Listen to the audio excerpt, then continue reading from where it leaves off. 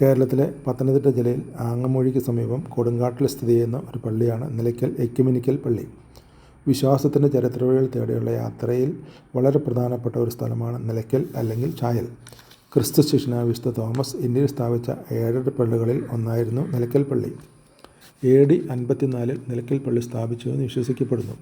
ചേര സാമ്രാജ്യം നിലനിന്നിരുന്ന കാലത്ത് നിലയ്ക്കൽ വളരെ പ്രധാനപ്പെട്ട ഒരു വ്യാപാര കേന്ദ്രവും ജനവാസ കേന്ദ്രവുമായിരുന്നു.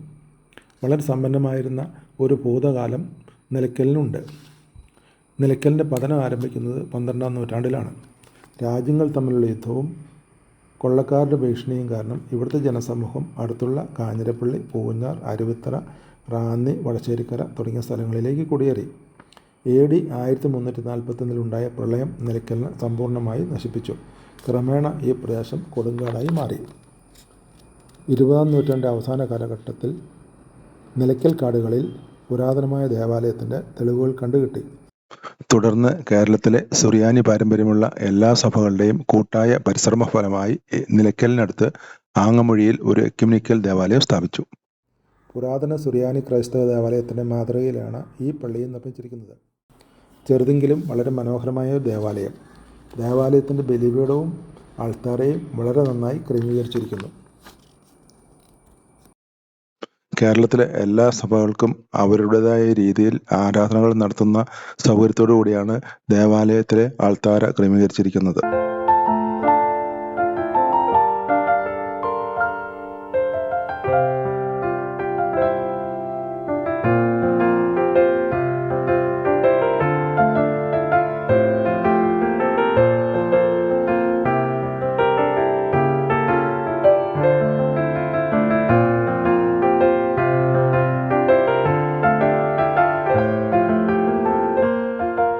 ദേവാലയത്തിൻ്റെ ഉള്ളിൽ നൂറ്റാണ്ടുകളുടെ പഴക്കമുള്ള ഒരു അത്ഭുത കുരിശ് സ്ഥാപിച്ചിട്ടുണ്ട്.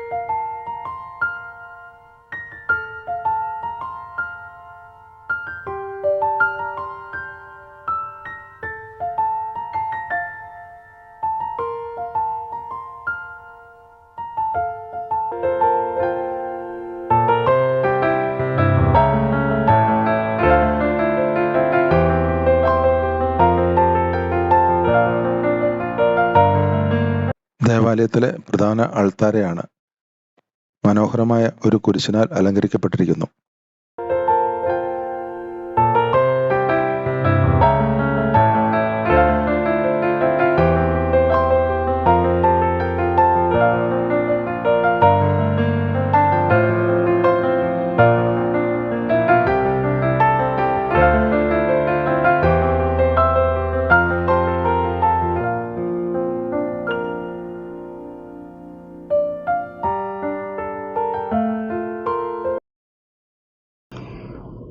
വിശുദ്ധ തോമാശ്ലീഹായുടെയും മറ്റ് ശിഷ്യന്മാരുടെയും ചിത്രങ്ങൾ ദേവാലയ ഭിത്തിയിൽ ക്രമീകരിച്ചിരിക്കുന്നത് മനോഹരമായ കാഴ്ചയാണ്.